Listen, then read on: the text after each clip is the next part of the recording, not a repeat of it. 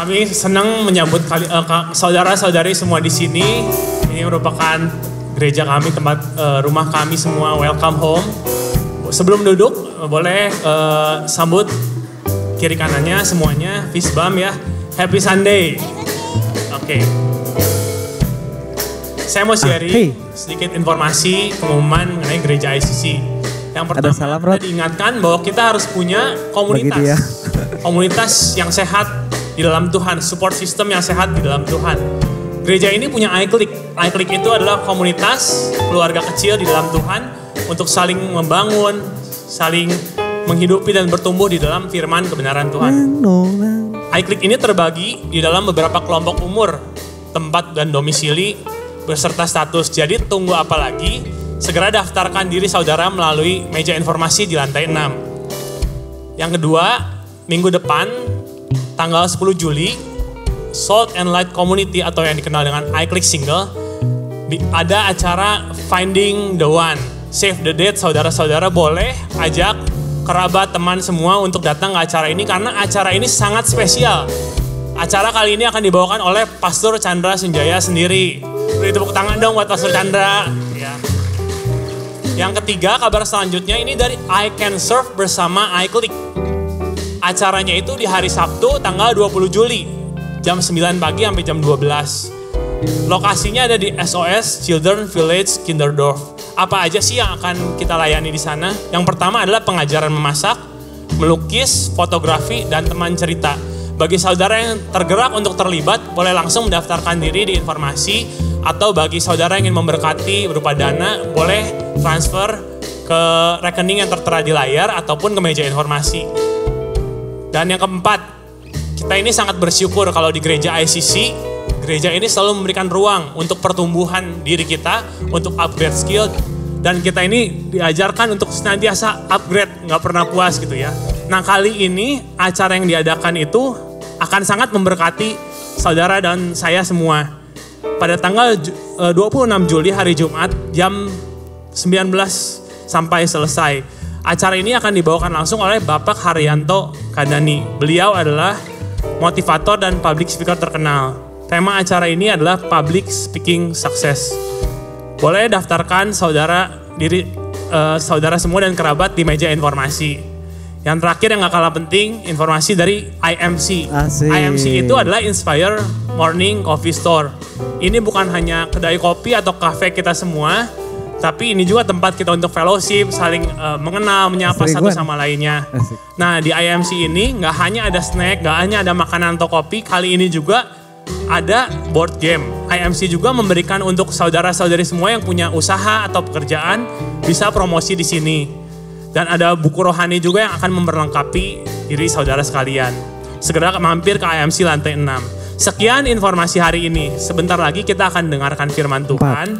Siapkan hati dan pikiran kita. Jangan lupa untuk catat, lakukan, dan bagikan firman Tuhan. Mari kita undang Pastor Chandra untuk membawakan firman Tuhan hari ini. Beri kemuliaan untuk Tuhan.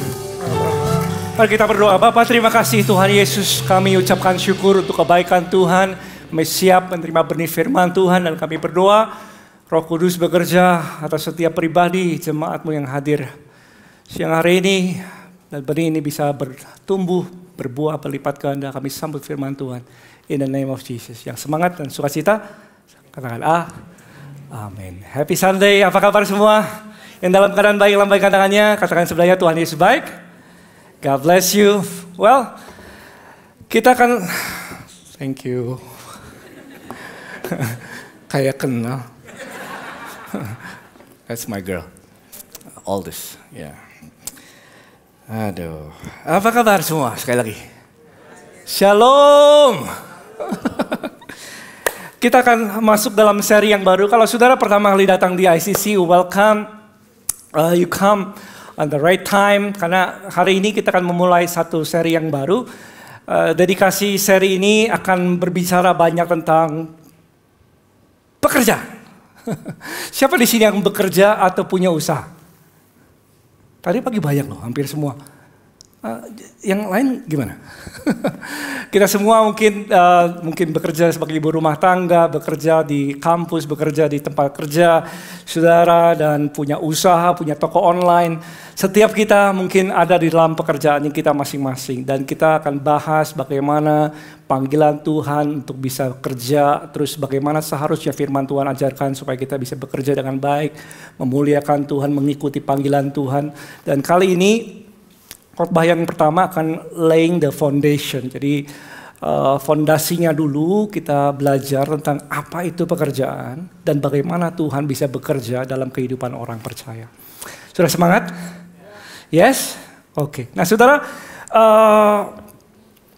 kalau bicara tentang pekerjaan, apapun kita, dari mana saudara datang, apakah saudara datang sebagai mungkin kerjanya adalah ngajar di kampus, atau kita mungkin ada yang sales di sini, staf administrasi, ataupun baru startup buka toko kecil-kecilan atau restoran dan lain sebagainya. Well, Tuhan mau kita berhasil. Siapa yang berhasil? Ya, karena firman Tuhan katakan dalam Pemazmur, apa saja yang dibuatnya apa? Berhasil. Tuhan mau kalau kita kerja, Tuhan mau kita kerja berhasil. Kalau kita berusaha, Tuhan mau kita berusaha dan berhasil. Yosua 1 dikatakan, biarlah perjalananmu beruntung dan apa? Berhasil. God enjoys, Tuhan menikmati keberhasilan daripada hamba-hambanya. Dan kita perlu belajar apa yang firman Tuhan ajarin kita, bagaimana seharusnya kita bekerja di ladang Tuhan. Nah saudara, saya kemarin baca kitab Nehemia dan saya sangat diberkati bahwa Nehemia ini adalah kitab yang sedikit aja, nggak terlalu banyak pasalnya, tapi pelajarannya luar biasa. Dalam kitab ini nggak ada dikatakan bahwa Tuhan berbicara dari langit dan lain sebagainya. Ini adalah orang-orang yang biasa, orang-orang yang ada dalam dunia marketplace, tetapi dipakai Tuhan. Dan mereka ini adalah orang-orang yang digerakkan Tuhan untuk membangun tembok kota Yerusalem. Ya. Nehemia adalah seorang yang bekerja sebagai pejabat tinggi di sebuah istana di sana di Persia, saudara. Dan ketika itu dia tergerak, dapat kabar sesuatu tentang tembok Yerusalem yang sudah hancur, dan dia merasa tergerak untuk bisa membangun kembali tembok itu yang sudah ratusan tahun dibiarkan terbakar dan terbengkalai dan tanpa harapan begitu, saudara. Tapi di dalam 52 hari dan ketika mereka sampai ke Yerusalem dan bangun kembali tembok itu, saudara, it's a miracle happened. Ada mujizat yang terjadi, 52 hari tembok itu kebangun lagi. Dan mereka semua lihat bahwa ini adalah pekerjaan Tuhan. Dan dalam satu ayat, kita bisa belajar, dan ini menjadi ayat di mana kita akan membangun fondasi seri ini. Sudah siap? Mari kita buka dalam Nehemia 4 ayat ke-6. Kenapa sih seorang Nehemia juru minuman, juru minuman sebuah raja yang biasanya di istana, kok bisa dipakai Tuhan berhasil membangun tembok kota Yerusalem? Dan dikatakan demikian. Tetapi kami terus apa? You know, this is a true story, ya. Ini historical, saudara. Kami terus membangun tembok sampai apa? Setengah tinggi dan sampai ujung-ujungnya bertemu. Ya. Karena seluruh bangsa bekerja dengan apa? Segenap hati. Now, this is one of the reason why. Ini adalah salah satu alasannya kenapa mereka bisa dipakai Tuhan dan berhasil membangun tembok itu. Karena firman Tuhan katakan seluruh orang, seluruh bangsa itu kerjanya dengan apa? Segenap hati. Itu sebabnya mereka berhasil. Dalam bahasa Inggrisnya dikatakan ini. This is amazing, interesting. Saudara, lihat ini. So we built the wall and the entire wall was joined together, yeah, up to half its height, for the people, yuk bantu apa? Had a mind to work. Orang-orang berhasil karena mereka punya a mind, apa tadi? To work. Mereka berhasil karena mereka punya keinginan, tekad untuk bekerja maksimal, bekerja dengan keras untuk membangun tembok itu. Mereka punya keinginan untuk kerjanya keras banget. Sehingga mereka semua segenap hati membangun tembok itu dan mereka berhasil. A mind to work. Katakan dengan saya, a mind to work. Kerinduan, keinginan untuk kerja dengan keras. Punya keinginan yang tinggi untuk kerja dengan segenap hati. Nah, saudara, orang Kristen hari-hari ini di luar sana, katakan sebenarnya di luar sana. Kalau bicara tentang pekerjaan, saudara, banyak persepsi hal-hal yang mungkin kita dengar negatif juga ya. Nggak terlalu positif lah tentang pekerjaan. Makanya ada sebutan strawberry generation. Ya, orang-orang yang rentan. Anak-anak muda kalau kerja kena tantangan sedikit, rentan untuk putus asa. Rentan untuk menyerah. Belum selesai perjalanannya sudah nyerah duluan. Gak mau lagi berusaha dan lain sebagainya. Sekarang banyak orang Kristen bukan had a mind to work, tapi had a mind for healing. Ya tuh ya. Tapi kita perlu healing sesekali, saudara. Tapi kalau healingnya kebanyakan gimana? Sedikit-dikit healing. Makanya kita dengar TGIF. Thank God, apa? It's Friday. Why not thank God it's Monday? Why everybody say, thank God it's Friday. Terima kasih Tuhan. Ini sudah hari apa? Jumat. Kenapa? Karena besok libur. See, that's a mind. Tapi firman Tuhan katakan bahwa mereka yang berhasil adalah had a mind to work. Punya keinginan yang besar untuk kerja. Nah, saudara, banyak persepsi negatif tentang dunia pekerjaan. Kalau saudara datang dari mungkin sebagai pekerja dalam sebuah perusahaan, mungkin banyak di antara orang-orang yang pernah ngeluh kerjaannya. Aduh, kerjaan saya monoton. Ya, kerjaannya kurang dihargai, terlalu banyak masalah. Terus ada konflik dalam pekerjaan. Ini bahasa-bahasa yang sering kali kita dengar dan banyak orang sungut-sungut dari satu pekerjaan ke pekerjaan yang lain. Itu kalau datang dari orang yang bekerja. Tapi kalau datang dari orang-orang yang punya usaha sendiri gitu ya, dia punya usaha startup sendiri, bangun perusahaannya. Mungkin keluhan-keluhan yang kita sering dengar adalah, aduh, persaingan sekarang apa? Banyak. Wah, kompetitor sekarang luar biasa. Apapun perubahannya terlalu cepat. Terlalu besar resikonya dan lain sebagainya. Ini gagal, itu gagal dan lain sebagainya. Itu mungkin keluhan-keluhan yang kita dengar dari orang-orang yang punya usaha sendiri. Ya. Tapi kalau orang-orang yang dari kalangan rohanian, rohani awan gitu ya. Mungkin seringkali berbicara bahwa aduh, kerjaan itu adalah bagian dari dosa. Ya, makanya orang kerja. Dulu orang gak kerja.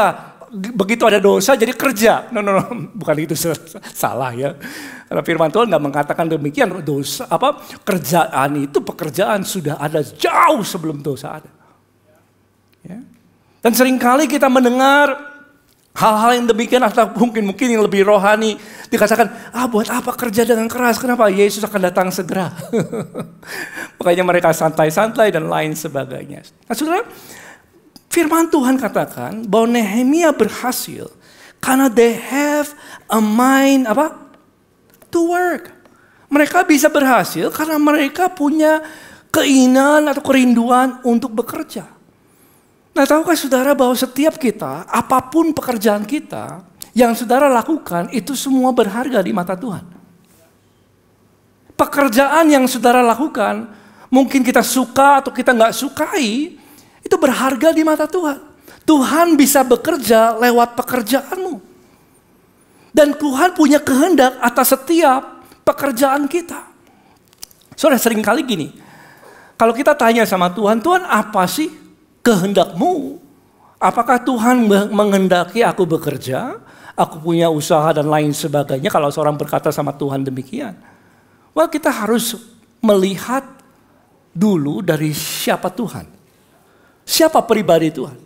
Nah, firman Tuhan sejak mulainya kitab Kejadian, kita belajar bahwa Tuhan kita adalah pribadi yang bekerja. Yang mengerti katakan amin. Tuhan kita adalah pribadi yang bekerja. Bahkan dikatakan segala pekerjaannya sungguh amat baik. Ya, dia jadikan segalanya amat baik dan firman Tuhan katakan dalam Kejadian 2 ayat kedua, ketika Allah pada hari ketujuh telah menyelesaikan pekerjaan yang dibuatnya. Allah kita kerja. Dan dikatakan berhentilah ia pada hari ketujuh dari segala pekerjaan yang dibuatnya itu. Allah kita adalah Allah yang bekerja. God is a creative being. Dia Allah yang menciptakan, dia Allah yang bekerja dari awalnya. Bahkan ketika Bapa mengutus Tuhan Yesus datang 2000 tahun yang lalu, Tuhan Yesus datang untuk ngapain? Untuk bekerja, saudara. Yesus datang untuk bekerja. Dan Yesus katakan, apapun yang aku kerjakan, apapun yang aku katakan, apapun yang aku lakukan, itu Bapa yang ngerjain semuanya di dalam aku. Firman Tuhan katakan dalam Yohanes 14 ayat ke-10. Tetapi Bapa yang diam di dalam aku, Yuk sama-sama baca, 2, 3. Tetapi,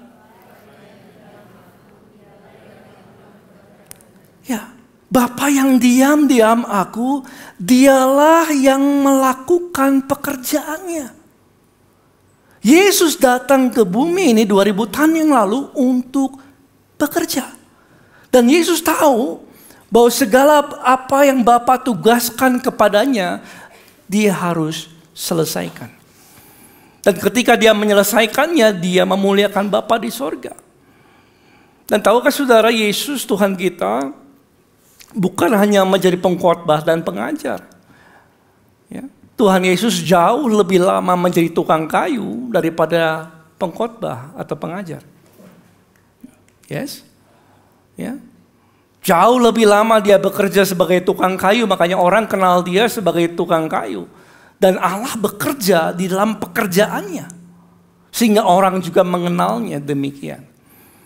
Dan Yesus katakan pandangan dia terhadap pekerjaan adalah begini. Dalam Yohanes 9 ayat ke-4 dikatakan, kita harus mengerjakan, saudaraku? Pekerjaan dia yang mengutus aku. Dikatakan kita, katakan dengan saya, kita.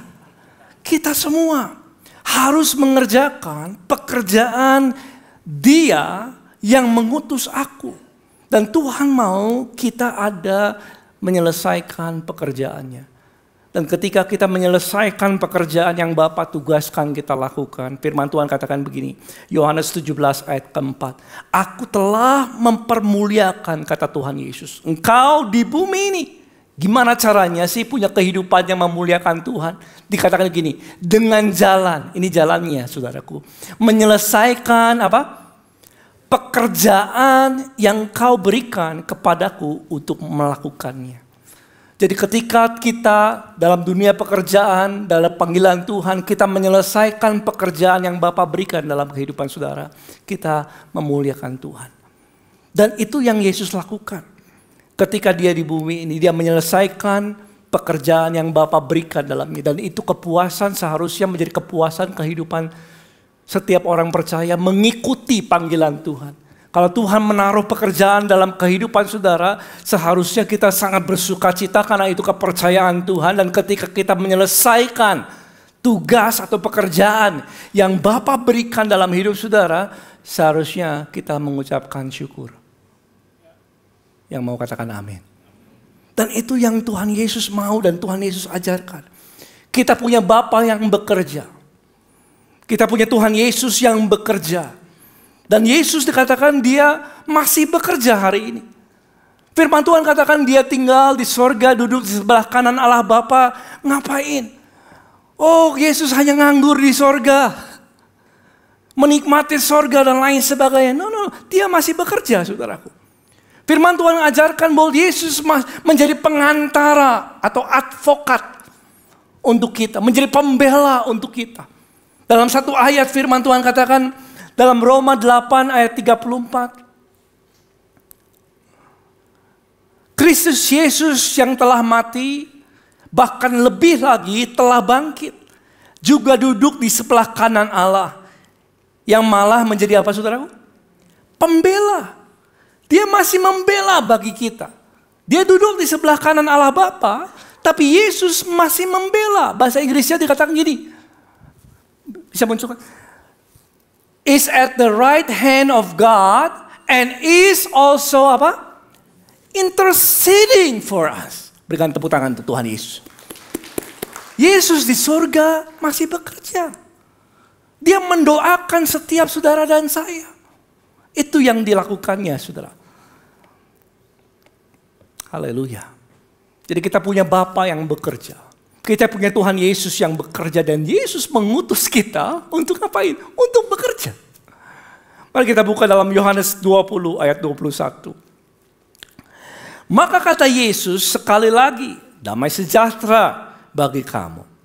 Sama seperti Bapa mengutus aku.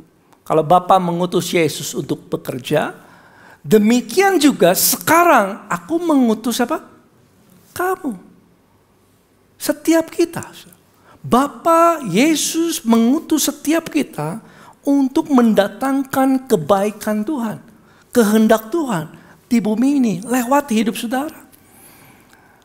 Tahukah saudara bahwa Allah ingin bekerja lewat hidup saudara? Allah ingin bekerja lewat hidupmu. Mungkin kita tanya, gimana caranya Tuhan kerja lewat hidup saya? Apakah Tuhan kerja lewat hidup saya ketika saya beribadah hari Minggu saja? Atau Tuhan juga kerja Tuhan yang sama bekerja ketika saudara datang ke kantor ataupun buka toko saudara? Apakah Tuhan bekerja pada waktu hari kita beribadah atau Tuhan juga bekerja hari Senin sampai hari Jumat maupun Sabtu, saudaraku?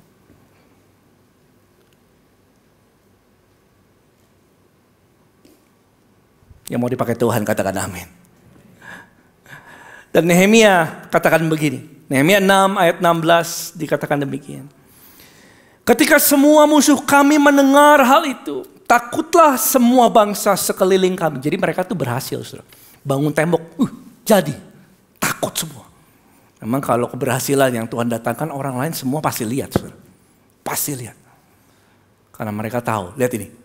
Bangsa itu tahu, takutlah semua bangsa sekeliling kami, mereka sangat kehilangan muka. Ini musuh-musuhnya Nehemia. Dan menjadi sadar. Sadar apa sih? Gini. Bahwa pekerjaan itu, membangun tembok itu dilaksanakan dengan bantuan Allah kami. Jadi yang mereka sadari, musuh-musuhnya Nehemia, ketika mereka melihat Nehemia itu berhasil membangun tembok itu. Mereka jadi sadar bahwa yang kayak gini, ya, itu nggak mungkin dikerjakan oleh manusia sendiri. Mereka melihat pekerjaan Tuhan bekerja lewat Nehemia dan teman-teman sebangsanya. Dalam bahasa Inggris dikatakan demikian, ayat bagian B. They realized for this work had been done, sama-sama apa?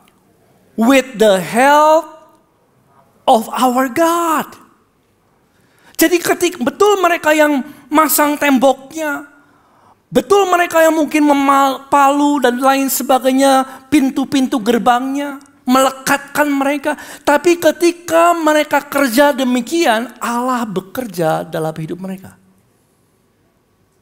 Yang mengerti katakan amin. Ini yang terjadi, makanya orang-orang lihat ini. Nehemia sadar ini bahwa pekerjaan yang demikian adalah pekerjaan di mana Allah bekerja dalam hidup mereka. Makanya saya tulis ini supaya membantu setiap kita menangkap hal ini dalam firman Tuhan. Dikatakan gini, Tuhan bekerja lewat kerja kita. Cara kerja Tuhan adalah lewat pekerjaan saudara. Di marketplace dimanapun Tuhan menempatkan kita. Tuhan bekerja lewat pekerjaan kita. Sama seperti Nehemia ketika mereka membangun tembok itu by the help of our God, dengan bantuan Tuhan. Maka sama seperti kita ketika kita bekerja, Allah juga mengerjakannya, kehendaknya di dalam saudara dan saya. Yang percaya katakan amin. Tuhan kerja lewat kerja kita. Dalam 1 Korintus 12 ayat 6 dikatakan begini. Dan ada berbagai-bagai perbuatan ajaib. Perbuatan itu ajaib itu banyak. Tapi Allah yang satu dikatakan. Yang mengerjakan semuanya. Dalam semua orang. Jadi Allah yang sama bekerja di dalam setiap orang percaya. Dalam semua orang, bukan sebagian orang. Allah yang satu yang bekerja semuanya dalam semua orang. Jadi ketika kita kerja nih, ya besok di kantor ataupun mungkin buka toko atau mungkin dalam ladang misi dan lain sebagainya, mungkin di kampus, mungkin keliling-keliling dan lain sebagainya. Ya. Ketika kita mengerjakan apa yang Tuhan ingin kita kerjakan, Allah bekerja di dalamnya. Di dalam semua orang. Dan Roh Kudus yang memampukan kita mengerjakan apa yang Tuhan mau kita kerjakan. Dalam Filipi 1 dikatakan Allah yang memulai pekerjaan yang baik di antara kamu. Dia akan terusin itu. Di dalam setiap kita. Makanya kita belajar dari firman Tuhan. Kita memandang bahwa setiap pekerjaan kita yang Tuhan taruh untuk kita lakukan, Allah yang bekerja di dalam setiap kita. Yang percaya katakan amin. Saudara, dalam Efesus 2, saya ingat ini, dalam Efesus 2 ayat 10. Dikatakan demikian. Kita ini Kita ini buatan Allah. Ya. Diciptakan dalam Yesus. Siapa yang sudah menjadi ciptaan yang baru? Lambaikan tangannya. Ya, yang sudah diselamatkan. Untuk ngapain? Untuk melakukan pekerjaan baik. Saudara dan saya diciptakan buatan Allah, diciptakan dalam Yesus untuk melakukan pekerjaan baik. Yang dipersiapkan Allah sebelumnya dan Tuhan mau supaya kita hidup di dalamnya. Saudara, Allah yang sama, kita adalah buatan Allah dikatakan. Ketika kita percaya kepada Yesus, nama kita terdaftar dalam kitab kehidupan. Kita menjadi ciptaan yang baru. Tapi Allah selanjutnya ingin kita melakukan pekerjaan baik yang telah disiapkan sebelumnya. Dan Tuhan mau kita mengerjakannya.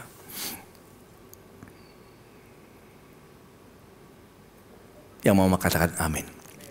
Nah, seringkali saudara, banyak orang berpikir di luar sana pandangan negatif tentang pekerjaan. Ada yang bilang pekerjaan adalah bagian dari kutuk dan lain sebagainya. Memang betul saudara, kalau ketika manusia jatuh dalam dosa, kerjaannya ada berubah sedikit. Kerjaannya menjadi berat. Toil dikatakan. Itu yang berubah. Tapi jauh sebelum dosa ada, Tuhan telah menciptakan manusia untuk bekerja. Dalam Kejadian 2 dikatakan ayat ke-15. Tuhan Allah mengambil manusia itu dan menempatkan dalam Taman Eden. Untuk ngapain? Untuk kerja. Bukan berkhotbah. Ya, untuk apa saudaraku? Mengusahakan dan memelihara taman itu. Untuk mengerjakan apa yang Bapa berikan, pekerjaan yang Bapa berikan kepada Adam dan Hawa untuk mengerjakannya. Siapa yang percaya bahwa pekerjaan adalah rancangan Tuhan yang sempurna? Pekerjaan adalah bagian, kalau Tuhan katakan segala sesuatu yang Tuhan jadikan itu baik, maka pekerjaan juga adalah sesuatu yang baik. Sesuatu yang Allah mau kita kerjakan. Dan ketika kita bekerja, Allah bekerja melalui hidup saudara. Siapa yang ingin dipakai Tuhan, lambaikan tangannya. Ya, itu caranya saudara. Tuhan mau kerja lewat hidup saudara dan saya. Memang sejak awalnya demikian. Jadi nggak ada perbedaan antara orang-orang yang bekerja di sekuler atau rohaniawan. Nggak ada perbedaan, saudara. Firman Tuhan katakan apapun juga yang kamu kerjakan, kamu bisa lakukan segala sesuatunya seperti untuk siapa? Tuhan. Dan bukan untuk manusia. Kita bisa mengerjakan segala sesuatunya seperti untuk Tuhan. Dan kalau kita lihat hamba-hamba Tuhan, dari mulai Abraham bukan seorang pengkhotbah, bukan seorang pengajar. Abraham adalah seorang pedagang, seorang peternak yang dipakai Tuhan. Ya. Siapa lagi? Nehemia adalah seorang juru minuman, seorang kontraktor juga. Dia bangun tembok itu, dipakai Tuhan. Lukas yang menulis kitab Lukas adalah siapa? Seorang dokter, saudara. Lydia adalah seorang pengusaha. Paulus adalah seorang tukang tenda yang menulis 3/4 dari Alkitab kita. Dari perjanjian baru. Allah bekerja atas setiap orang melalui apa yang mereka kerjakan dalam kehidupan mereka sehari-hari. Allah yang sama yang bekerja di hari Minggu, Allah yang sama bekerja di hari Senin. Yang percaya katakan amin. Ya. Allah yang sama bekerja di dalam kehidupan setiap orang percaya. Yusuf bukan mengkhotbah. Yusuf adalah pejabat pemerintah. Dan Allah bekerja lewat pekerjaannya. Ya. Allah bekerja lewat pekerjaannya sehingga bangsa Israel bisa selamat dari kelaparan dan lain sebagainya. Haleluya. Dan ini terjadi dalam kehidupan orang-orang percaya. Hamba-hamba Tuhan. Bahkan Musa adalah seorang gembala domba, saudara. Allah bekerja lewat dia. Dikatakan dalam Keluaran 18 ayat yang ke-20. Yang masih semangat katakan amin. Dikatakan demikian. Kemudian haruslah engkau mengajarkan kepada mereka apa? Ketetapan dan keputusan dan apa? Memberitahukan kepada mereka, itu bangsa Israel saat itu, jalan yang mereka harus jalani. Dan apa saudara? Dan kerjaannya yang mereka harus lakukan. Jadi Tuhan kasih tahu sama Musa, Musa, kamu harus ajarin ketetapan ini, jalan-jalan ini. Tapi juga kamu harus ajarkan pekerjaan yang mereka harus lakukan. Berikan tepuk tangan untuk Tuhan Yesus. Haleluya. Jadi Tuhan mau bekerja dalam kehidupan setiap orang percaya. Pertanyaannya gini, saya akan akhiri dengan ini, saudara. Jadi awal ini saya mau layer fondasinya dulu, bahwa kita harus memandang Tuhan seperti firman Tuhan katakan bahwa Allah adalah Allah pribadi yang kreatif. Allah adalah pribadi yang bekerja. Yesus datang untuk bekerja, mengerjakan tugas yang Bapa berikan sama dia. Dan Yesus mengutus kita di bumi ini dan dia bekerja lewat pekerjaan saudara. Dimanapun Tuhan menempatkan kita. Pertanyaannya gini, kalau setiap kita mengerti dan sadar, oh berarti Tuhan bekerja lewat hidup saya. Yes. Lalu gimana caranya? Nah gitu ya. Karena saya gak ngerasa. Ketika saudara pergi ke kantor, buka toko dan lain sebagainya. Mungkin ada di kampus, ngajar dan lain sebagainya. Kita gak merasa hadirat Tuhan turun gitu ya. Ya, kita jaga segala sesuatu usaha kita. Kita gak merasakan bahwa Tuhan turun ke atas kita. Dan dia menuntun dan dia bisikin kita melakukan sesuatu dan lain sebagainya. Lalu gimana cara Tuhan kerjanya? Kalau firman Tuhan katakan Tuhan bekerja, Tuhan membantu Nehemia, maka Tuhan yang sama membantu saudara. Kalau Tuhan dikatakan firman Tuhan bahwa pada waktu mereka membangun tembok itu, Tuhan by the help of our God, Tuhan bantu mereka. menyelesaikan tembok itu. Maka Tuhan yang sama membantu setiap kita yang bekerja. Tapi gimana caranya? Ini saudara, firman Tuhan katakan satu rahasia besar dalam Filipi 2 ayat 13. And this is happening maybe without you knowing it. Ini terjadi mungkin pada waktu kita nggak sadar akan hal ini. Tuhan bekerja di dalam pekerjaanmu. Yuk kita baca dengan suara keras. Siap? Yang di bawah 100 tahun masih semangat katakan amin. 2, 3 apa? Baik kemauan maupun pekerjaan menurut kerelaan. Gini, dalam ayat ini kita belajar bahwa Allah yang mengerjakan. Jadi yang kerja siapa? Allah. Allah yang mengerjakan. Di mana? Di mana saudara? Di dalam kamu. Katakan sebelahnya, di dalam kamu. Tepuk pundak sebelahnya, di dalam kamu. Di dalam kamu Allah yang mengerjakan. Gimana caranya Allah mengerjakan di dalam kita? Lewat dua hal.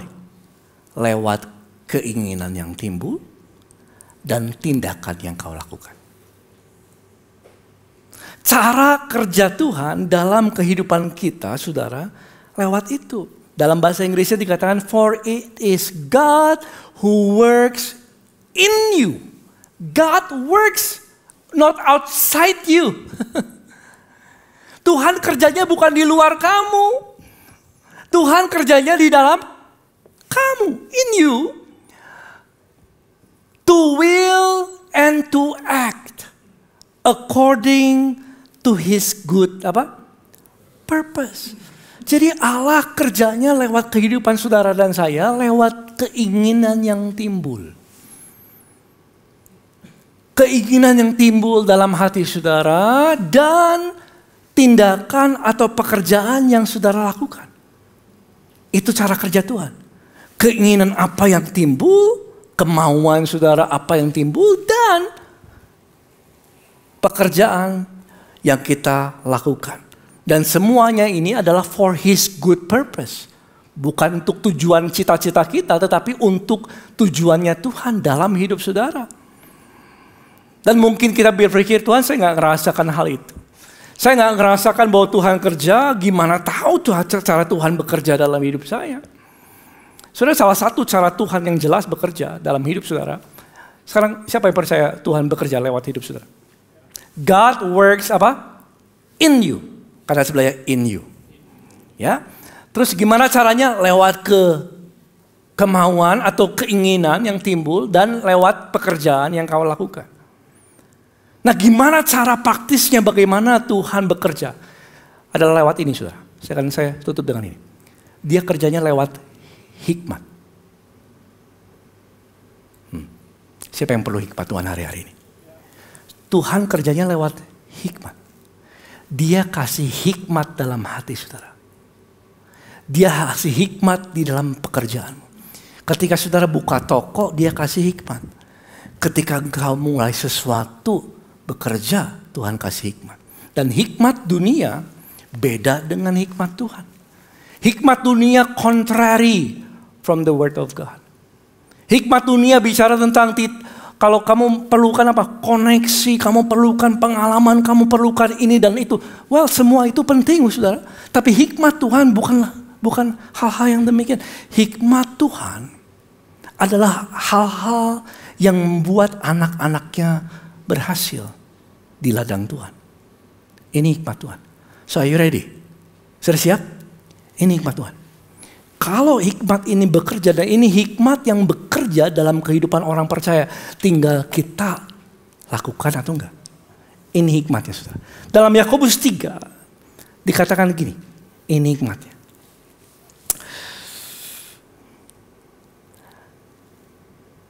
Apa? Tetapi hikmat dari atas adalah pertama-tama murni. Saya mau tanya dulu, siapa di sini yang mau dipakai Tuhan? Sungguh-sungguh ya. Oke. Tuhan pakainya lewat keinginan dan kerjaan.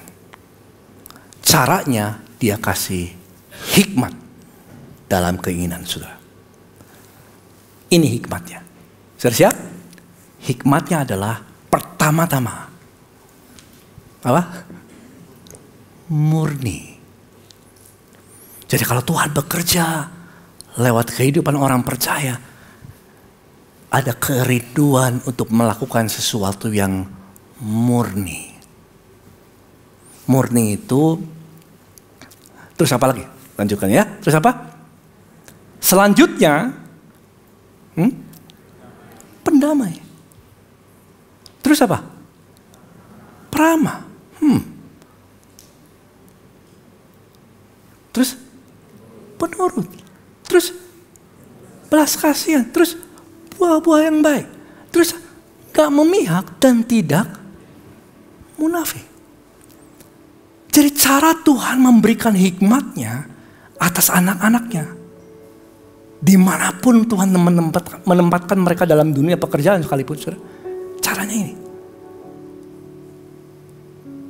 Bagi orang-orang yang bekerja dan tahu bahwa Tuhan bekerja dalam hidupnya dia.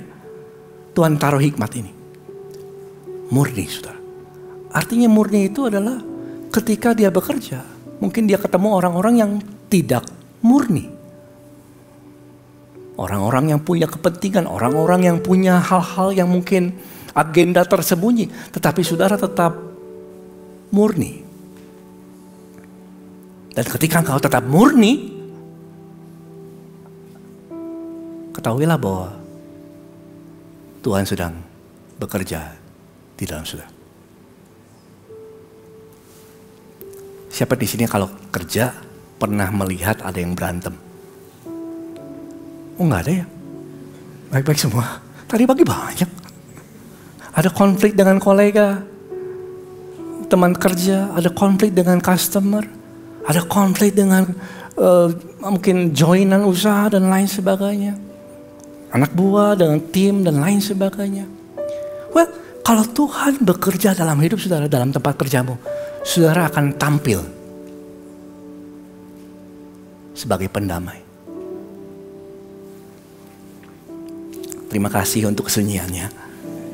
Memang biasa ya kayak gini sunyi semua ya. Saudaraku, ya pendamai, bukan penimbul masalah. Bukan provokator yang baru, bukan. Saudara menjadi pendamai. Ada customer yang ngambek-ngambek. Ada kolega yang marah-marah. Yang berantem satu dengan yang lain. Tuhan mau pakai saudara di sana. Mendamaikan mereka. Terus apa lagi tadi? Pemarah. Bukan. Apa? Peramah, saudara. Jangan sampai salah ya. Peramah. Jangan dibalik. Peramah. Ketika kita ketemu siapa di sini, saya tahu sudah ada beberapa mungkin kerja dalam lingkungan kerja yang mungkin asbak bisa terbang sana sini. Ya. Marah-marah di lain-lain. Seringkali kalau kita ketemu dengan orang-orang yang marah, apa tindakan saudara? Ya. Mungkin customer yang marah dan orang-orang yang ngambek sama kita. Apakah saudara akan tetap, tadi apa? Ramah sama dia. Dan ketika kita tetap ramah sama orang yang marah, Tuhan sedang kerja lewat hidupmu. Terima kasih sekali lagi untuk kesunyiannya saudara. Memang sunyi banget yang kayak gini gitu. Biasanya begitu memang. Terus apa lagi? Penurut. Apa sih penurut? Penurut itu adalah orang yang teachable. Kalau kerja, kita bukan hanya memutuskan, kita bukan hanya mengerjakan, kita juga mau menjadi pendengar yang baik. Belajarlah jadi pendengar yang baik. Belajarlah menjadi orang-orang yang bisa berubah. Rendah hati, mau dengar, mau berubah. Itu orang-orang yang teachable, yang bisa diajar.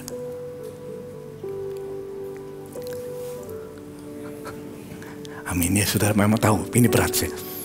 Aduh, apalagi kalau saya tahu saya benar gitu ya. Untuk dengerin itu saudara butuh. Tapi itu kerinduan Tuhan. Dan ketika engkau menjadi penurut, Tuhan sedang bekerja lewat hidup saudara. Lalu apalagi tadi? Bukan hanya pendamai, penurut, terus belas kasihan. Wow. Tempat kerja adalah tempat orang banyak stres. Kadang-kadang orang stres dan lain sebagainya. Kadang-kadang ada orang kerja baru dan lain sebagainya. Apakah ada timbul belas kasihan ketika saudara melayani orang-orang yang perlu dilayani? Ketika engkau lihat kesusahan orang, apakah ada timbul gak belas kasihan sih?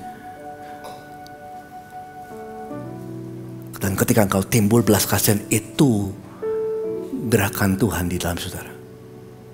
Itu hikmat dari atas.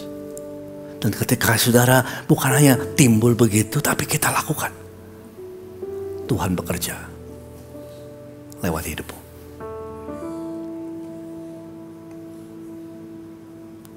Yes. Belas kasihan. Ada orang yang lagi stres. Ada orang yang mungkin stres karena pinjol mungkin. Entahlah saudaraku. Saudara temu orang itu. Belas kasihan muncul, gak nolong dia. Doakan dia. Terus apa lagi? Buah-buah yang baik. Artinya ketika kita mengerjakan segala sesuatu dengan baik. Gak munafik. Artinya yang diomongin sama yang dilakuin sama. Gak memihak, artinya kita gak pandang orang. Semuanya kita pandang apa yang benar aja.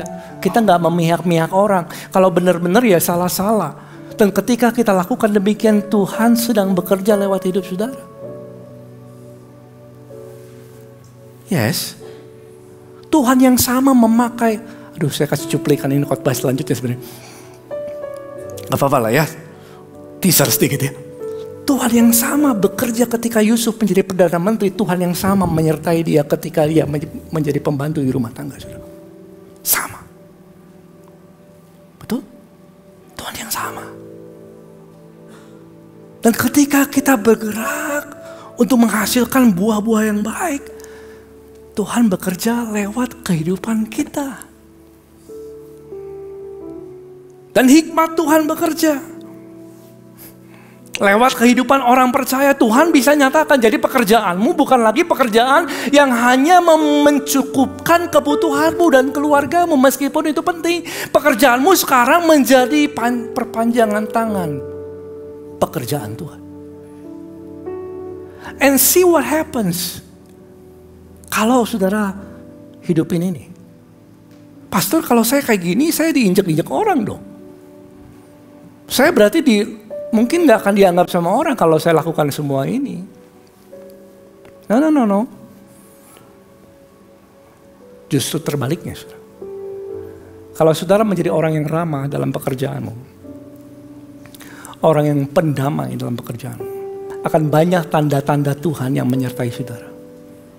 Di sanalah Tuhan bisa membawa keberhasilan dalam hidupmu. Yang percaya katakan amin. Orang yang merendahkan dia akan apa? Ditinggikan Tuhan.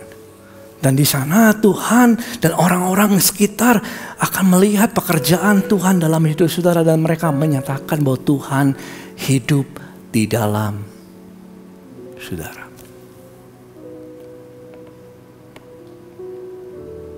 Yes.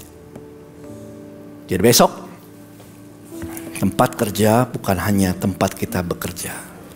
Saya tulis ini, tempat kerja adalah bukan hanya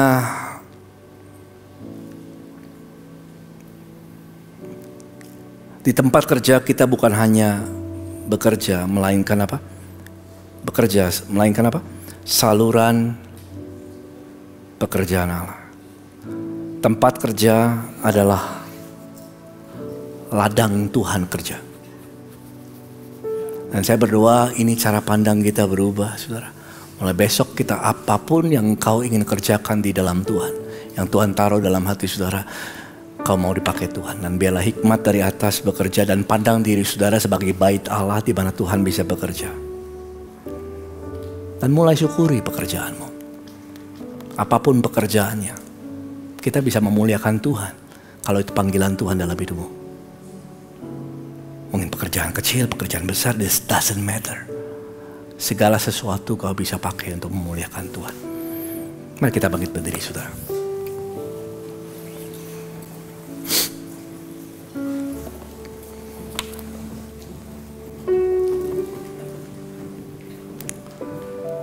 Sudah diberkati? Praise Lord.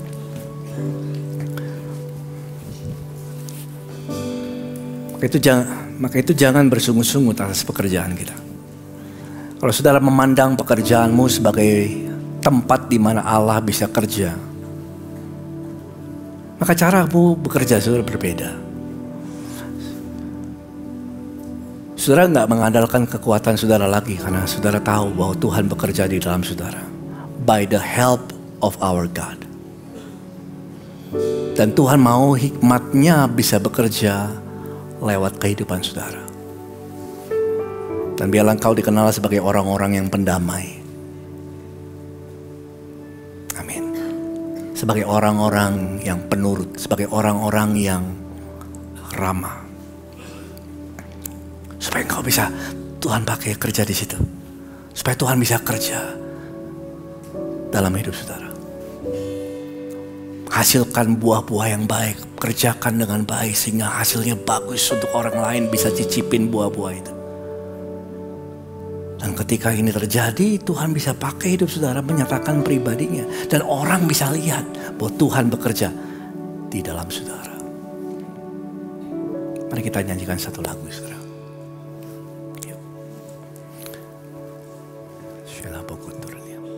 Dengan apa kan ku balas